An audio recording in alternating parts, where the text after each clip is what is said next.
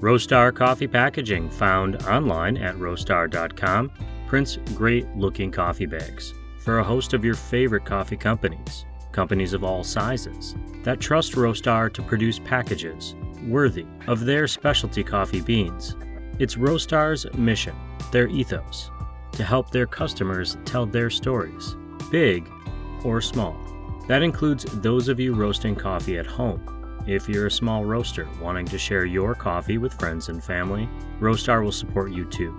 Head to roastar.com to learn more about their quick turnaround times, digital printing, and smaller print runs. You can also use their design lab to create an entirely new package in the blink of an eye. In short, Roastar Coffee Packaging can help you. And on roastar.com, you can start with a quote and end with the perfect coffee bag to share your story. Now, on to the show. Hopefully you have enough editing tools to make me sound intelligent, but we'll get there when we get there. So if it works enough for me, it'll work enough for you.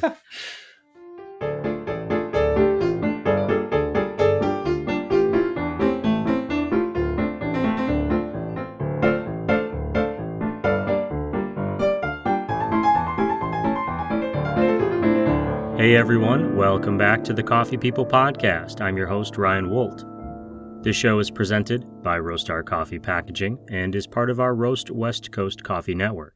Go to roastwestcoast.com to find recaps of this show, our Coffee Smarter podcast, and so much more. On this podcast, we connect with guests who have some connection to the coffee industry. For 12 seasons, we've been sharing the stories of roasters, baristas, farmers, scientists, artists, tech entrepreneurs, and more. We delve into entrepreneurship, motivation, and inspiration, often with a great cup of coffee.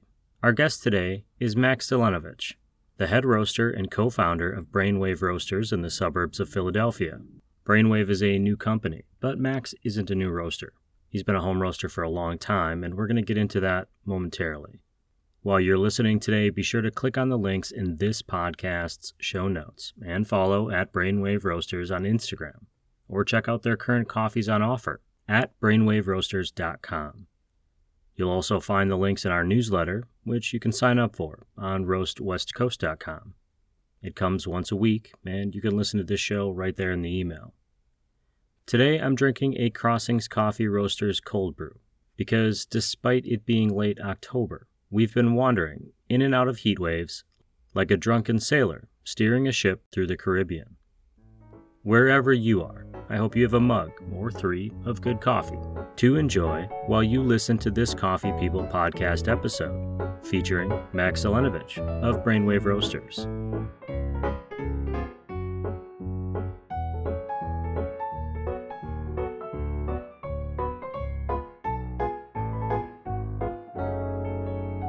yeah, my name's Max Zelenevich. I am part owner, co-owner, head roaster, kind of the failed social media person. If there's a bad social media person on our website, that's me. I don't know how to make a reel, but all of that for Brainwave Coffee Roasters. We're a month and a half old at this point. So at this stage, I'm still feeling like a home roaster at my heart. I have been for a while. So I live in Philadelphia. I grew up in a small town outside of Philadelphia, so kind of confined to this area for a long time, but spent a lot of time at work traveling the United States, out of the country. So gotten to see a lot of things over the years, which has been great. Outside of work, I'm avid climber. I adventure cyclist, I'll call it that. I have a bike that I ride on the road and on some gravel roads. And then every once in a while, I'm like, hey, I don't know what that is. I'm going to go try to ride on it, inevitably fall and, have a good time with it. So nothing serious. All right. Well, that's the show, Max. I appreciate it. We're going to get into a lot of kind of the details about Brainwave, which is exciting, a new company right on the cusp of beginning. I noticed you didn't introduce yourself as Champion Max Zelenevich. You recently won not a home roasting, you won an overall roasting competition hosted by one of our sponsors, Sasea Coffee Source. But you not only won the Judges Award, but you won the People's Choice Award. As a new roaster, new company, how'd that feel? I'm happy that I know that happened. I saw they posted something on Instagram. I almost didn't watch it. In fact, I watched 80% of it. I was hoping maybe for fifth place. I entered just to get some unbiased feedback on coffee. I didn't even know there were prizes, so I'm still processing this all. But yeah, I watched Instagram video and I was like, didn't get fifth or fourth. That's okay. And scrolled to the end, wasn't paying attention, and I heard my name brought up. I said, "What is happening right now?" Got all flustered, and I rewound a little bit and went back and listened. I was like, "This must be a mistake. There's no way." And it happened. And I didn't know about the People's Choice until the results were posted. I guess my heart was beating so fast I couldn't hear. But yeah, it was really kind of a wild experience. I didn't expect any of this. I'm honored, completely honored. I love Hisea. I love the coffees they make. And I saw the email come out, and as soon as I saw it, I'm like, immediately, sounds fun. I've never made a blend before. Why don't I try it? And here we are. I was in the room. I was one of the judges. I tried every single one of the roasts. I think there was over 70 that we tried from roasters all over the place, including some champion roasters who were participating. And it was very clear that there was about a top five in the room. Like, even though we weren't talking about it, we weren't supposed to be sharing our notes. You could almost hear people go, oh yeah, that, yep, okay, because we had been doing it all day, and when one stood out, it really stood out. It's a challenge when you have 70 people roasting the same coffee. Mm-hmm. There's going to be a lot of overlap. So it took a lot to stand out. And then I was there when they announced the award. And I think even then, as much as you were confused, I think people in the room were a little confused because they're like, we think he's a guy. He's in Philadelphia. He might have a company. We're not sure yet. Yeah. we're figuring it out.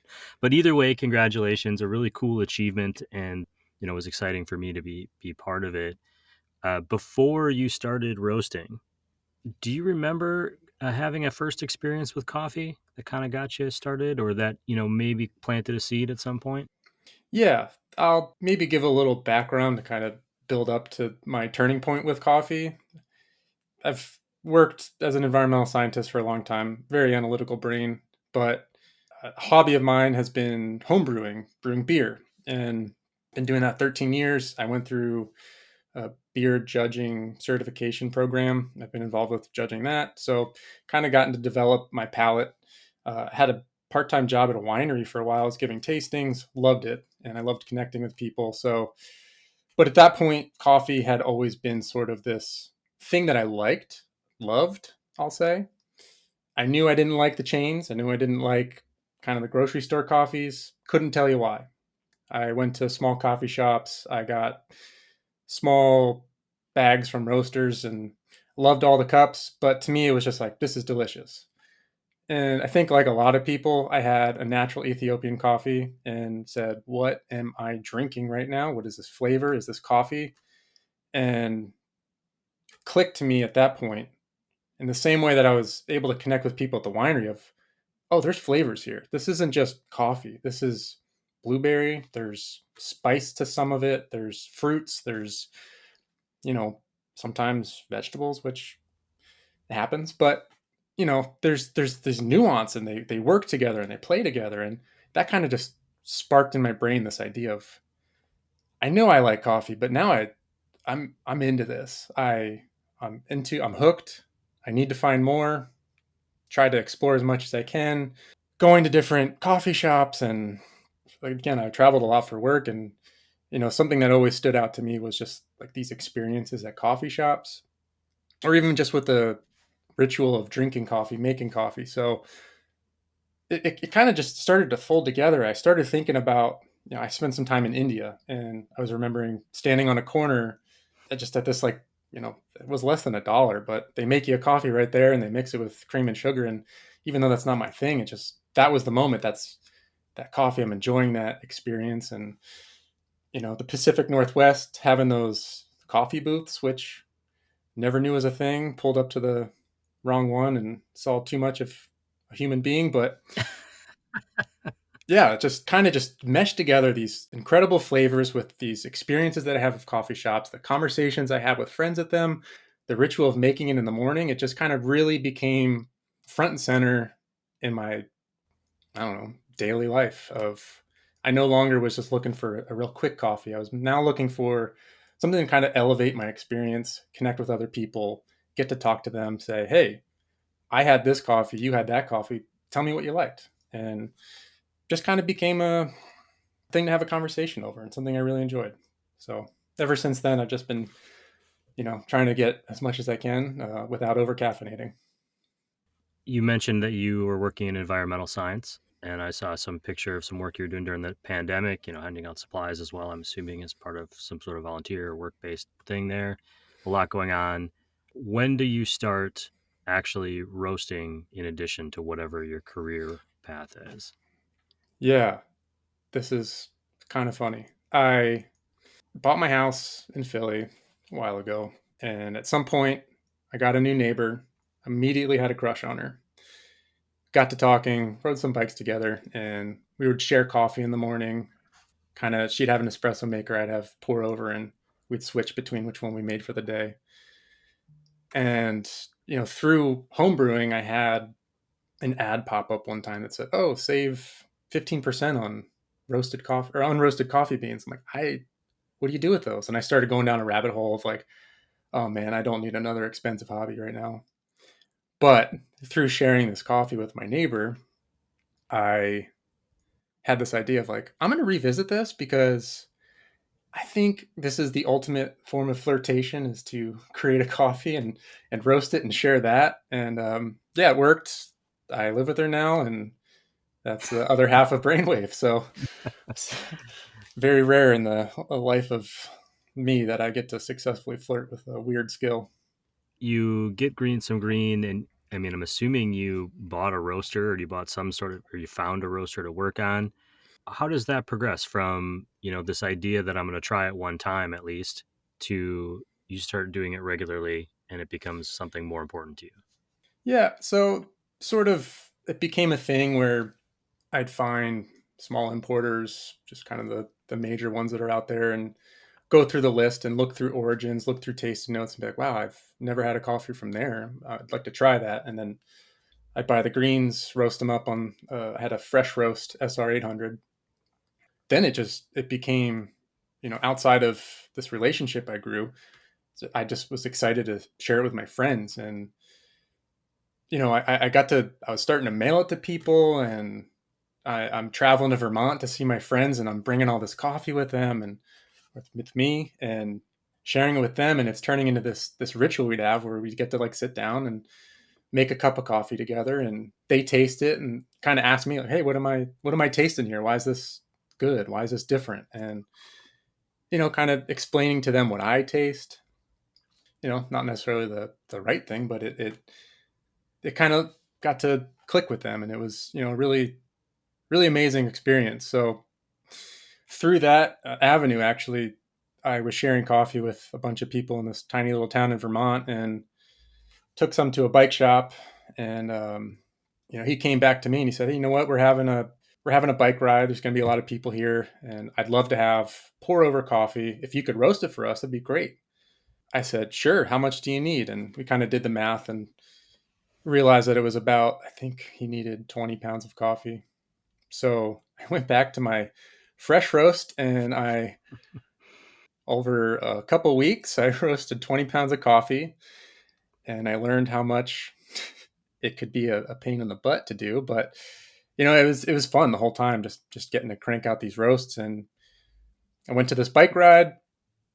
I had 10 V60s in front of me, and I was just pouring coffee for people who, uh, for the record, it was a very anomalous snowstorm that rolled in. So now everyone's cold, they're tired, and they want hot coffee. And I have a 10-gallon kettle of hot water, 10 V60s, and ground coffee. And I'm just sitting there banging them out and sharing with people. And, I had such great feedback and really positive conversations with people. They still reach out. And now that we're selling coffee, they buy coffee, and they remind me of, the coffees that they bought. Oh yeah, that Sumatra that you had out there, that was so good. And do you have anything similar to that? And, it just means so much to me to hear that. So after the bike ride, I had sold my house and I moved in with my next door neighbor, M, and I had some extra money and said, "Hey, I'm going to try this. I'm going to stop draining my wallet buying these green coffees that I just give out to my friends and family and say, you know, maybe we can turn this into something. Maybe we could start a business and see where it goes. And yeah, a lot of hiccups along the way. I had that idea in February and it didn't pan out until I guess a month and a half ago. So it took a long time to get here, but finally got all the permits and licensing. And yeah, it's been amazing. It's been truly special to be able to do this. For the record, when you were roasting that 20 pounds on your fresh roast machine, how many pounds at a time, or how much coffee were you roasting at a time? 250 grams at a time. So yeah, it took me, I guess that'd be about 25, 26 roasts, maybe more. I try to block that out of my memory at this point. It was a rough week. What are you roasting on now? So I upgraded to a Kaleido M10. It has a capacity of 1.2 kilograms. So definitely an upgrade. And perhaps I should have listened to the advice I read on the internet a million times over that buy something too big because you'll grow into it versus sitting there doing 20 roasts back to back yet again. But, you know, I think I love the process so much. I love the science of it. I love the smell. I love watching the beans change. That first time I heard first crack, it was, you know, amazing. It was exciting and I still get excited. So I don't mind roasting a lot back to back. The idea to start was, back in February. I don't think that really is really that long to have a company up and running and selling coffee.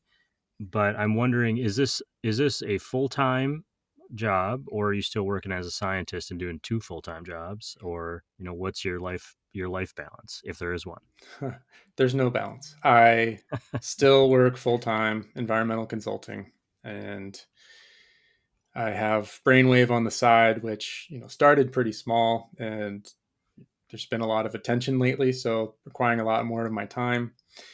And I'm in grad school too, so I'll be graduating with a master's in geology in 2 months. So I'm kind of doing a little bit of everything right now. Still somehow finding time for hobbies and hopefully not letting my relationship fall to the wayside. So, trying to learn how to manage time and spend it wisely. Fortunately, I'm kind of good at it, I suppose. Well, and you mentioned the relationship. Your partner in Brainwave is your partner in life. What made them decide that they were on board with this idea and wanted to be involved? I can't help but think she was riding my stoke in this. And, the more excited I got, she's like, yeah, yeah, this is great. The idea started, we were kind of laying in bed, going to sleep, and my brain's going a million miles a minute, probably too much coffee for the day. And I was like, hey, let's do it. Let's try this. And I think we had always joked about it. That's the joke. Every morning we'd have this fresh roasted coffee. Hey, we should start a business. We should start a business. And then I finally said, actually, let's do it. Let's start it. And she's a graphic designer by trade, and this has been a really great thing for her too. She's gotten to have a lot of creative freedom. She did all the design, all of the branding, and all the website stuff, which I couldn't draw a stick figure if I tried. So I'm so forever grateful for this. And every time she had an idea, I'm like, I love it. I don't know what it is. I don't want to know. Just roll with it, and we'll see what happens. And yeah, it's been pretty cool to watch her brain churn. And I'd peek over her shoulder. She's drawing a T-shirt design that we just made, which is, I never thought I'd ever be making T-shirts, but I got to see her design and just watching her go through those steps. It's like, wow, this is really cool. This is special. I'm excited for you that you get to do this. So, I think from the start of it, it's always been kind of sharing coffee together. And now I hope she's just as excited as I am that, we get to share coffee together and we still have our morning rituals together. But it's taking it a step further now, and we're branching out to more people. And, I think one of the hard things at first was, well, I guess when I started this, I was clinging on to this idea of community and sharing with people, almost, the we're working at a winery, giving wine tastings. It was the most fulfilling thing in the world. I got to connect with people. I think my favorite experience there was I'd have customers come in, a couple, and more often than not, one person loved wine, the other was just tagging along, maybe a date. And I got to have that. I wasn't always a wine person, so I'd I'd speak to the person who wasn't into wine. I'd be like, okay, I get it. You don't know wine, you don't like wine. What do you like? Do you like beer? Like, oh yeah, I love beer. I'm like, okay, what kind of beer do you like? Oh, I love stouts. Okay, well, try this Cabernet. It has like the same sort of deep flavor, rich. It's dry, so share some qualities, and maybe when you take this sip, close your eyes a little bit and say, "This is how can I relate this to a wine or a beer?" And it would always click. I got so much satisfaction from that. So I tried to really like think that I'd be doing the same thing with coffee, and since we don't have a store, we're just kind of online. It kind of turns into every once in a while this transaction where someone just buys coffee and then I never hear from them again. And um, if I'm being honest with you, this has been a hard thing. I have a real hard time being vulnerable, and I've given up so many hobbies. I have 3 guitars in the basement, 2 basses, and anytime it came down to like, oh, you play guitar, what do you play something? I'm like, no, no, no, no, no, it's okay. And then I just, give up the guitar or whatever it is. And coffee's been similar, where I'm pouring my heart and soul into this thing, and I'm finding these beans and I'm getting excited about it, and I'm roasting them, and then someone buys it and I don't hear from them again, and I'm like, oh my god, I don't know if you liked it. I made a delivery like within the first week of opening, and they were so excited. We had like messages online. I dropped it off like, oh, thank you so much. We'll shoot you a DM. I'm like, awesome. Never heard from them. I think about that every day. I'm like, oh, I want to find, I want to go back in the orders and like find their email and be like, hey, was it okay? Did you like it? Like, I want to know. And so, yeah, I think I'm starting to find a groove here and really get back connected to that. And I'm trying to open conversations with people and say, hey, I saw you ordered these things. It's really exciting. Or, we have that subscription that I'm trying to like tailor to people's tastes, and just say like, what do you like? What kind of beer do you like? What kind of dessert do you like? And um, it's really like scratching that itch for me again. And I know M is just beyond excited to have that same kind of connection with people. And like, man, like really, really nailed that one. This guy loved IPAs. He stopped drinking. And I'm like, well, I have a Hesea bean where they actually put galaxy hops into the fermentation, and like, I think you might like this. So yeah, it's I think we're both long. I was meandering, but I think her and I are both kind of like sharing similar values of wanting to connect with each other and take that a step further, and now like create this community. So it's been really great. On your journey there, one of the things you kind of talked about was what I think is often unexpected for people who start home roasting and then start turning it into a business, which is there's a little bit of loneliness involved in that process because you're roasting it and putting it out there. Sometimes doing the show, I feel like I'm just talking into the void. I see people listening, but maybe I'm not getting that same feedback. And I can't speak for you, but I know in my experience, sometimes all it takes is that one listener, that one person to reach out and make a point that this impacted them, and Yeah. that'll keep me going and keep me motivated and excited for the next day and the next day. And there's something about entrepreneurship, I think, where you need to find those victories and hold on to them. And as you keep having more and more of those little victories, it creates this foundation of belief in yourself. Yeah. That's what you lean on the days when you're struggling with your roast, or the sale isn't coming through, or whatever it might be. You go look back at that foundation and say, oh yeah, this is why I'm doing this, because it's going to continue. But there is a disconnect between roasting out of love and passion, or doing whatever you're doing, and then trying to make money to justify continuing to do it. Those No. are two different things. And when you're also doing other things, or having another job or whatever, at some point you reach a level where you've got to make choices. And I'm gonna stay tuned to your story as you get to those points. See what happens. Yeah. The name Brainwave came from where? The name Brainwave came because sometimes my brain doesn't work so well. The idea for it was as I was sitting there laying in bed brainstorming stuff. I'm like, man, Em and I are really on the same wavelength about a lot of things. And what that translated to was brainwave. And I said it out loud, and she's like, what does brainwave mean? I'm like, oh, I meant wavelength. I'm like, brainwave's cool. Let's go with this idea. And we started talking about it, thinking about it. Then all of a sudden I'm thinking, I'm like, brainwave. What if there's like a three-eyed cat with waves coming out of its brain? Just, late night thoughts. And yeah, that's kind of just it's just a really goofy mistake that turned into kind of a cool logo. So just rode with it. Happy accidents. Yeah. I want to roll back around to that Hosea roasting competition. The conceit of the competition was that you as the roaster received 3 beans, unknown to you what their origin was or any of the details, and you had to blend them together to create a coffee that represented all 3 in some way. And I'm wondering, how did you approach that challenge? I mean, what's the feeling of getting coffee in the mail and there's no explanation, no description, nowhere to start? How do you begin that process?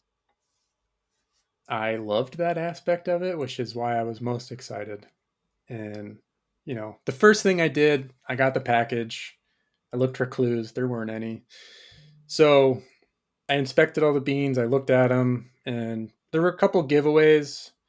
The A bean, which wound up being a natural Brazil, had some characteristics to it that I was looking at. I'm like, yeah, that seems like it's a natural process. There's still some of that sugar and silver skin on it. And the next bean had like really interesting coloration, still had some of those natural looking features, but I could tell that one was a little more processed. And then the last bean was very clean. I knew it was washed, or I thought it was. So I kind of took that information with me into the first roasts. I did an initial roast of each, roasted them all kind of similarly with that bias in mind of, washed, maybe fermented, maybe anaerobic, I don't know, and then a natural. So then I waited a little bit, tasted them all, and I think immediately knew the first one was Brazil. It tasted, chocolatey, peanutty, little caramel. And I said, okay, that's going to be the base because I know that adds body to a blend.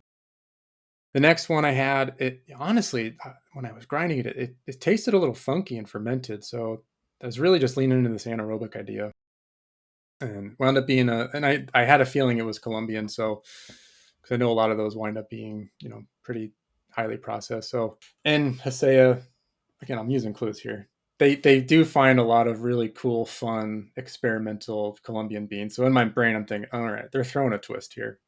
So I kept that in mind. I tried it. That one it's really like fruity, chocolatey, and yeah, had this like really nice quality to it, really clean. I loved it. And then the last bean, I incorrectly guessed it Kenya, but I knew it was Africa. I thought again. That one was more, floral. I tasted a lot of citrus in that one. So I more or less came up with a Venn diagram of flavors. And I said, this bee coffee, this what I suspect to be Colombian, shares the chocolate quality with the first bean and fruitiness with the C bean. So in my brain, I'm thinking, I want that to be the star. That has the most overlap in this Venn diagram of flavors. And I knew the other two were, I know they're supposed to all shine, but I needed to kind of have those work together to bring out the best of the first, but also stand alone. So my approach after that was I knew that the first bean from Brazil, the A bean, I wanted to develop a little more than the others. I wanted to roast it more like a Brazilian, so it kind of stretched it out, tried to bring out more body to complement the lighter roasts that I was going to do for the others. And I think I did all right with that. Perhaps maybe a little too light on the percentage. And then yeah, the other two beans, I kind of went quick. I roasted them pretty quickly, quicker than I normally would. But I tried to get some acidity out of there. I tried to really lean into the fruitiness. Um, and yeah, I thought I botched it. it I tasted it off roast. The grind smelled slightly sour, and I was like, oh no, I didn't have time to do it again. I waited too long. But I cupped a few ratios together, and it actually tasted really good. So I was like, we'll see what happens. And I put them together. But yeah, again, I was just I knew that the Brazil bean would be the base, and I figured that would probably be a low percentage if I developed it enough. But I wanted half of that blend to be the Colombian coffee, that B bean, just so it could be sort of the star that gets boosted up by the supporting actors, and then the C bean, the Ethiopian washed. Yeah, roasted that quickly too, and yeah, I think it all came together pretty well. It's interesting to me to hear this idea of a Venn diagram of flavors and that being kind of the base for how you decided to work with it. On the other side of it, in the judging arena, we essentially calibrated our tastes every day to this is what 30% of each of these coffees would Mm, be if you just put them together. And it ended up not being a great blend. A third of each, the coffee flavors just didn't work. It's kind of muddied and whatever, but you're able to start picking things out. And as we were going through the multi-day judging, it was very clear that the Brazil was what most people had struggled with. They struggled. It either was overwhelming or it was not apparent at all. And so, finding the coffees that brought out a balance of the three was really our challenge and the challenge of the roasters. Uh, when you send it off, you don't really know you're going to win, and then as we talked about earlier, you kind of didn't even realize it as you were watching the announcement. Now that you have one, did that inspire any feelings of confidence in you, or did that change kind of your attitude about the roasting game? Did they send you a trophy? What did you take away from this? Afterwards, what's the lesson learned? it was a very weird mix of emotions. I'll be totally honest with you here. I First thing I thought was, wow, they messed up. They made a mistake. They switched the label on them. There's no way. They did have me in the judging room, so there's always a chance. Well, I trust your senses now, but yeah, I immediately just dismissed it. There's like there's no way. I started thinking, got in my head a little bit, saying like, perhaps I just got lucky. Maybe I just had that one weird roast that just went perfect, and there's no way I could ever be able to do that again. And I thought about it a lot, and I started to accept it, but it's been tough. I still think sometimes like, wow, how did that happen? And I wish I was in the judging room. I honestly wish like I could taste other coffee blends and could have been there to experience it, not so much just to say like, oh, that's why mine's better, but just to like really see what other people did, and to see how it could have tasted, or like other ratios and how that brought out different things, because I didn't have a lot of time to play with it. But it wasn't until I had a phone call with Emily at Hasea, just going through a little interview so they can put a blog post about Meet the Roaster, and they did that for the top three, I think. And I wouldn't know because I didn't read it, because I don't like reading about myself. I browsed it though. So we were talking, and she passed down this little nugget for me. Maybe I was being self-deprecating, but she said, hey, you know, we had a lot of coffees that day, and there were a few of them, like you were saying, that stood out. We had 70, and every once in a while you'd have this coffee that you said, oh yeah, all right, we're back. And she reminded me that my coffee was one of those. I got to, pique the interest of some judges, and she left me with the advice that through all of my experience with beer judging and working at the winery, and roasting coffee and tasting coffee, that I should trust my gut. And that that is what I think it took for me to accept this, to realize that, maybe I shouldn't be so hard on myself. Maybe I should allow this win to happen, and say like, yeah, you know what? I have been doing this, maybe not as long, definitely not as long as a lot of people, but I've been obsessing over this long enough where, I'm calibrated. I know my equipment. I know how different beans roast. I know what to look for when I'm roasting. I've read all the books, and I've reread the books and watched a bunch of YouTube videos. And yeah, at some point, I needed to hear that I know what I'm doing, and I needed to believe it. So yeah, it's been, it's been kind of a roller coaster, I'd say, of emotions here. And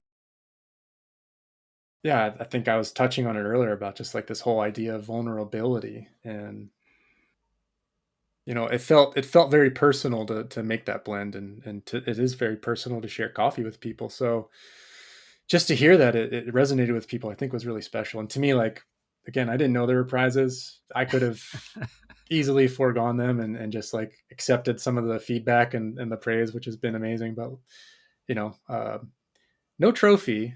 They do have a little plaque in the warehouse with my name on it, which is really cool. I got pictures from all the guys there. Um, yeah, they sent that really awesome brewer that you posted on your story, the Hikaru. Wow, that thing's Yeah, every morning. it's like a spaceship. It is. I turn the lights off in the kitchen in the morning, and I press start, and I watch the colors change. It's a lot of fun to play with. But yeah, I mean, the sponsors, holy moly!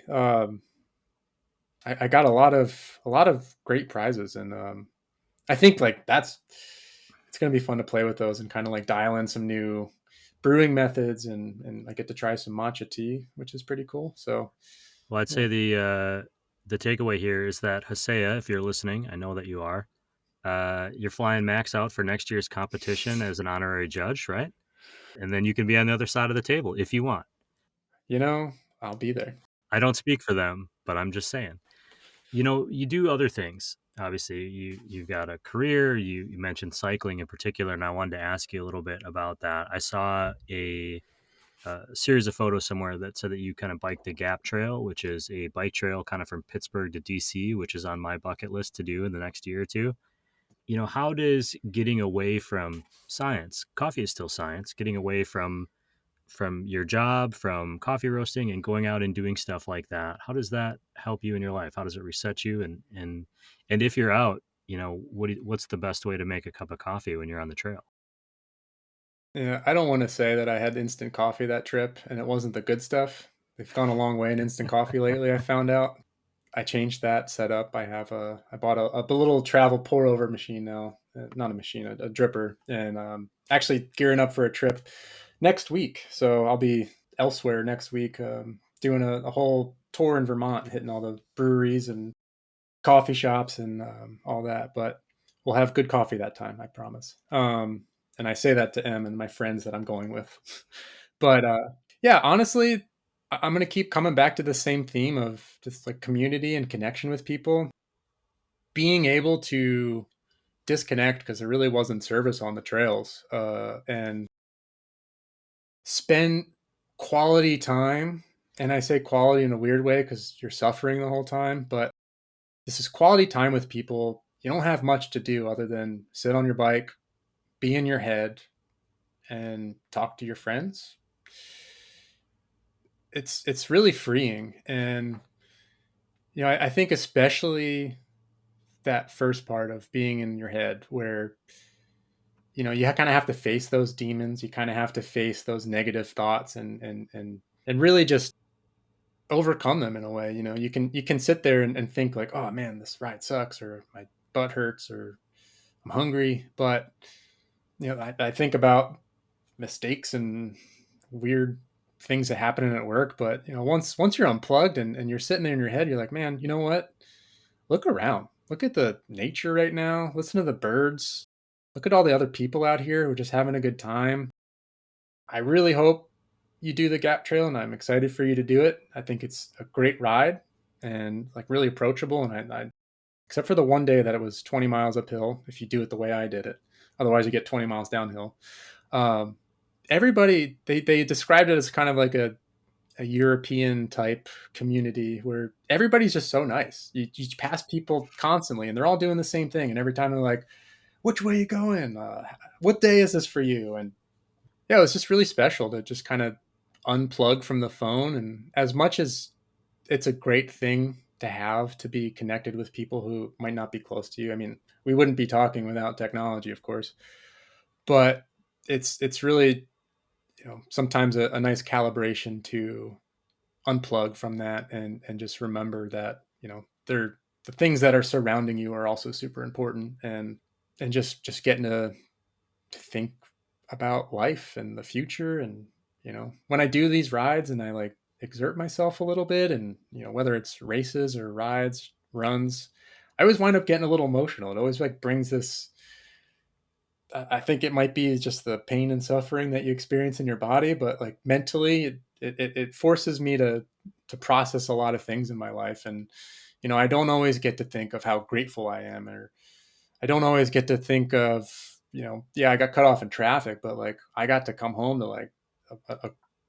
my awesome cats or whatever. And when you're on a bike like that, I come back to those things and think like, man, it's been a wild ride, and I'm doing a lot, and I'm accomplishing the bike ride at this moment. And you get to like really process that stuff and feel special.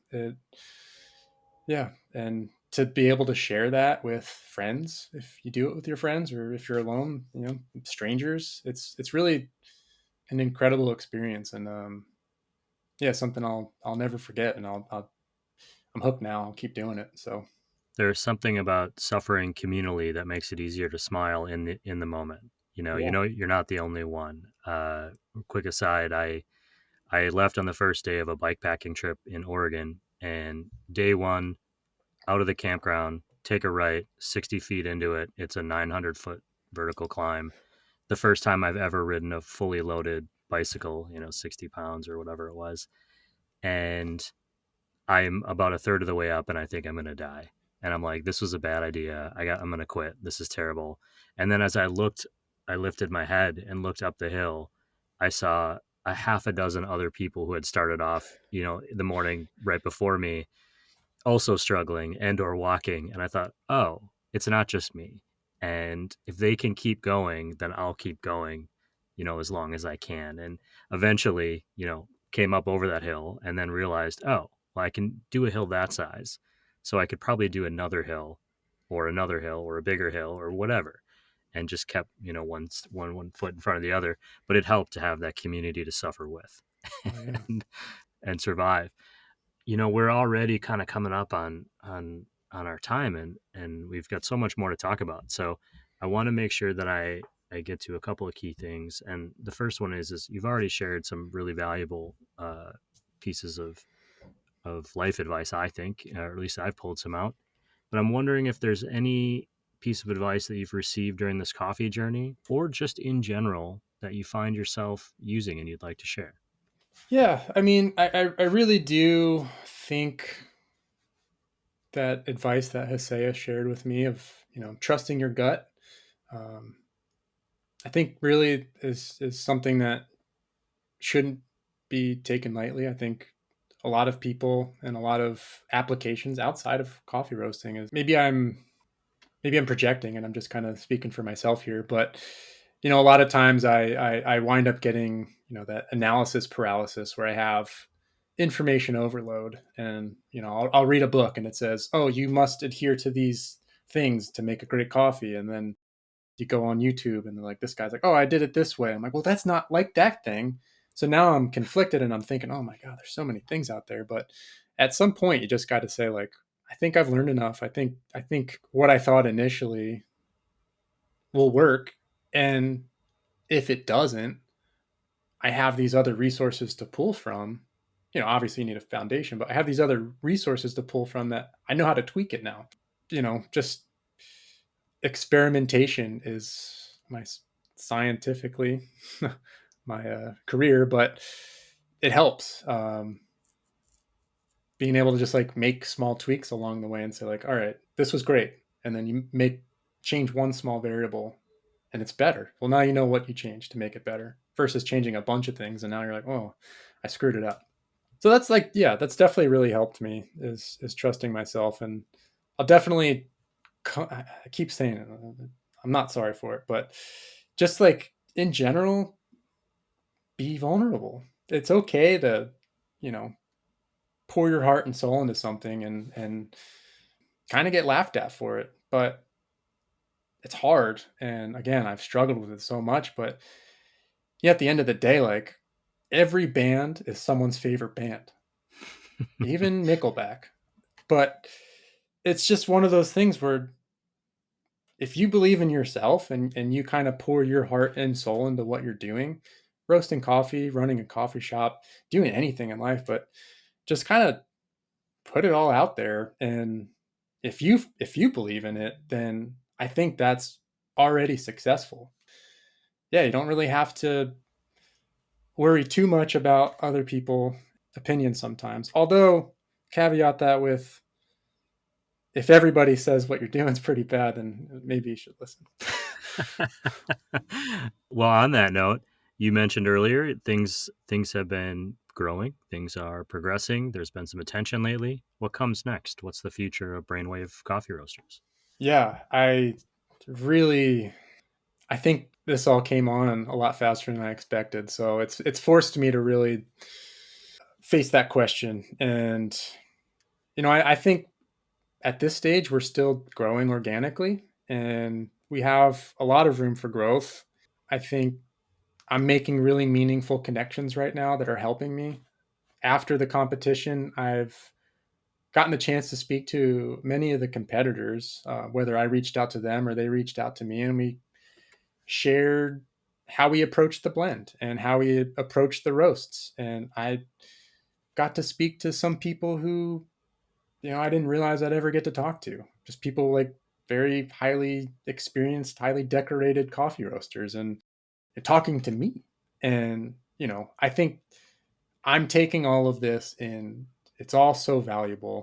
I guess my point is I'm still growing and there's so much growth to have, so much to learn. And realistically, brick and mortar is kind of the goal at this point.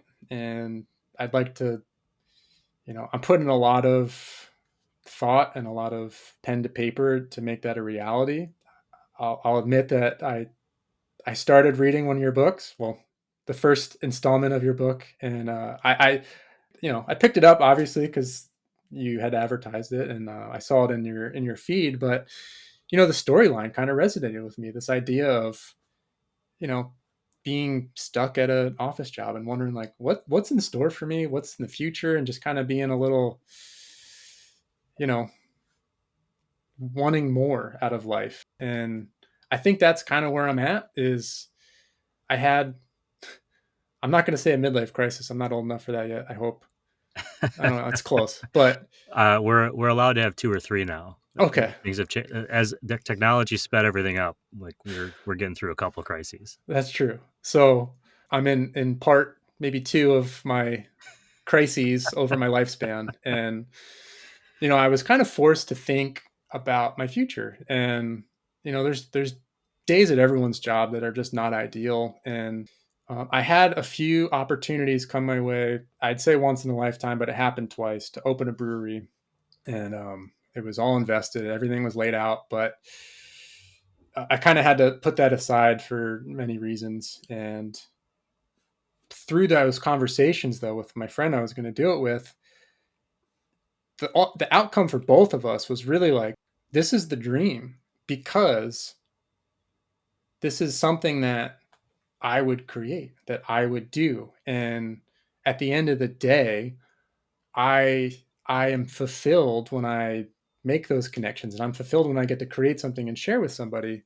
And I'm not as fulfilled when I'm kind of just typing away at a computer or going somewhere to work. And although my job is meaningful at times and it is fulfilling in that sense, I think like what I want out of life is to create something that I get to share with my friends and my family and future family and pass down and just get to say like, hey, I made this. I worked hard. and I got to do this. So, I think the future, if we want to talk about that, is I'd like to transition to doing this full time. It makes me happy. Every time I get an order, like my eyes, oh my, wow, this is amazing. And getting feedback from people is incredible, and just getting to share stuff. And yeah, it would be way more fulfilling if I got to do this in person, and kind of like, you know, be able to facilitate someone else's first time they tried a coffee that blew their mind. And like, wow, it would be so special for me to be on the other side of that, and then give that to somebody. So I'm really putting a lot of thought and effort into writing that plan down so I can make it a reality. Well, I certainly wish you good luck in that. And I was hoping you had read my coloring book and not one of the other ones, but I certainly appreciate it. When you are out and about and you're in the world, you're in Philadelphia, you stop for a coffee. What are you going to order? I was hoping you'd ask this because it's it's a multifaceted answer. I think the first thing that I do is I'll look at the menu. I know other people's answers and I agree with those, but I always look at the menu and I find the most interesting tasting notes.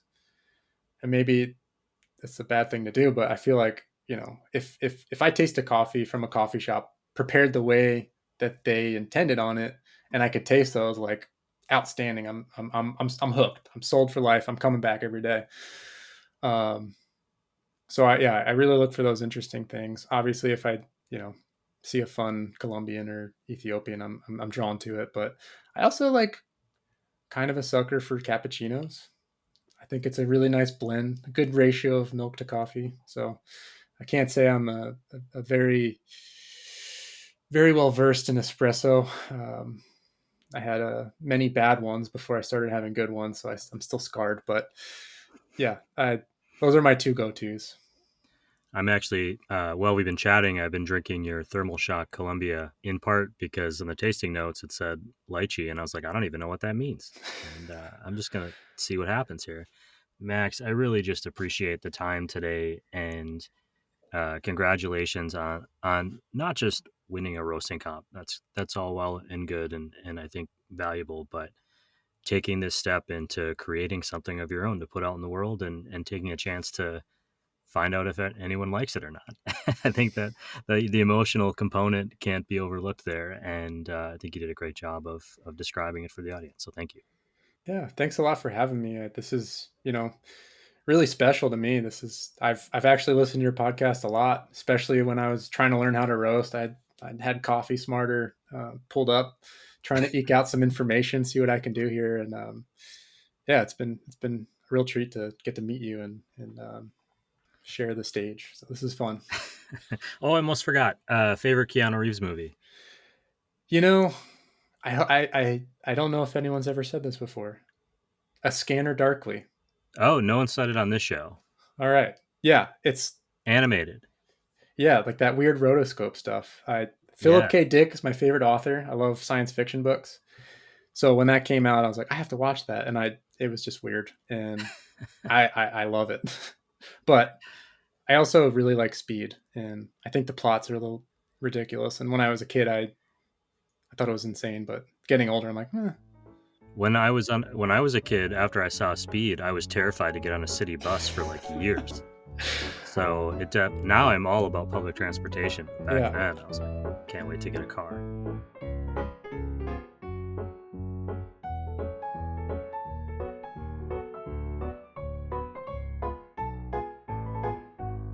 Okay, some quick key takeaways from today's podcast.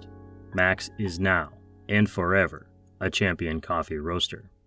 He didn't realize that there were prizes and prestige attached to the Hosea roasting competition. He merely entered as an exercise to advance his craft and get some unbiased feedback to the beans he was roasting. With his background in environmental science, he is by nature analytical.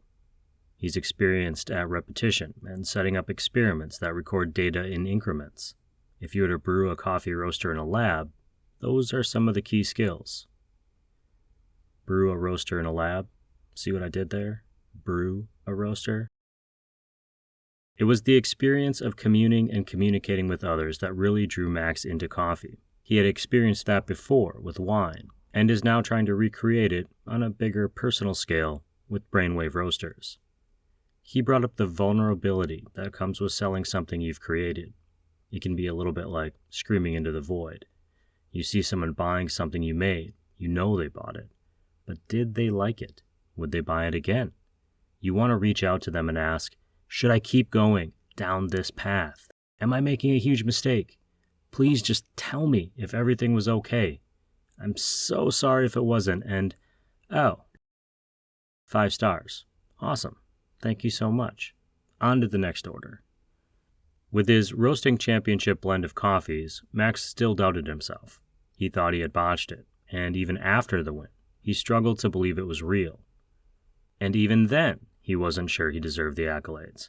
But a chat with the ever-wise Emily from Hasea Coffee Source led him to the reminder that he needs to trust his gut. And not only that, he needs to believe he knows what he's doing. He needed to hear it to allow himself to finally embrace it. Finally, and I can say this with personal experience, analysis paralysis is real. That's our show for today. You can find a longer recap in our newsletter at roastwestcoast.com. Be sure to follow Max and Brainwave Roasters online at brainwaveroasters.com and at Brainwave Roasters on Instagram. Those links are in our podcast notes. If you're listening today on Apple or Spotify, please tap the follow button and give us as many stars as you feel we've earned. If you are an analog human like me, please tell a friend about the show. It does really help. I'm always telling people about Roastar Coffee Packaging. Shout out to them. They've been a huge support of this show. You can find them online at roastar.com. They're our presenting sponsor. And if you're trying to tell the story of your small business, your home coffee roaster, your burgeoning coffee roaster, they're an incredible support that will enable you to create a bag that best represents those specialty coffee beans you're roasting. We're also supported by some other great coffee industry partners, Zoombar Coffee and Tea, Maria Coffee, Cape Horn Green Coffee Importers, Crossings Coffee, and Hasea Coffee Source, Ignite Coffee Company, Ascend Coffee Roasters, Civets Roasting Machines, Me and My Uncle Coffee, Craft 42 Coffee Roasters, Relative Coffee, and Cozy Canine Coffees. Before I go, I do have a scary coffee anecdote to share in honor of Halloween, which is maybe my least favorite holiday. Sorry if you're a Halloween person. This is just me, but this is one of the more terrifying things I've ever heard. And it does relate to coffee. So, if you can't handle scary coffee things, you fast forward a little bit. This actually really happened to someone I know. They ordered a shot of espresso at this faraway cafe. I can't remember it exactly.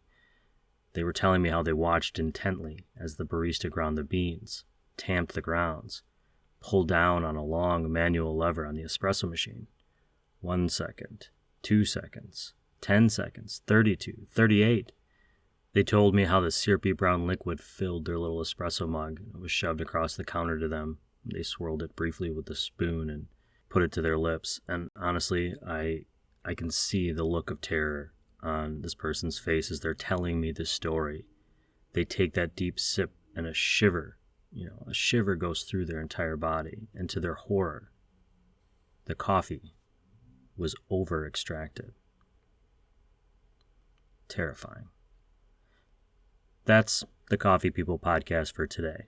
Thank you for listening, for sharing this podcast, asking us questions, and being coffee curious.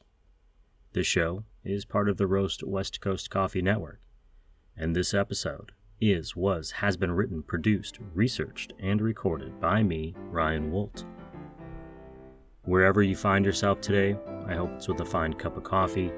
Thank you for listening to us tell the stories of coffee people. Cheers, everyone.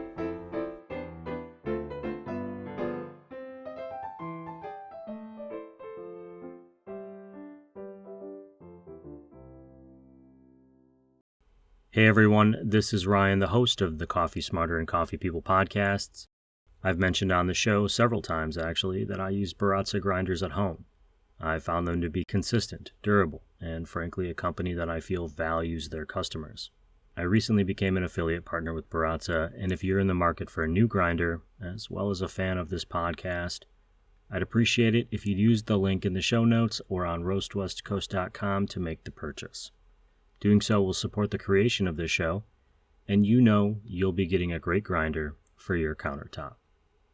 Baristas is only the third company we've partnered with to do any sort of affiliate marketing, and while that is 3 more than we partnered with last year, we're still fairly picky about it.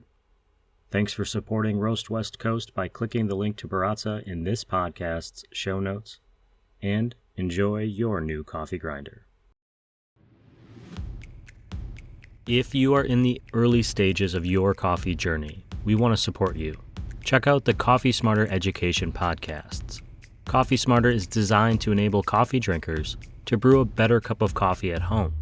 And Coffee Smarter Pro covers industry-specific topics for baristas, roasters, shop owners, and aspiring coffee professionals. You'll find both shows on your favorite podcast platforms or on our website at coffeesmarterpodcast.com.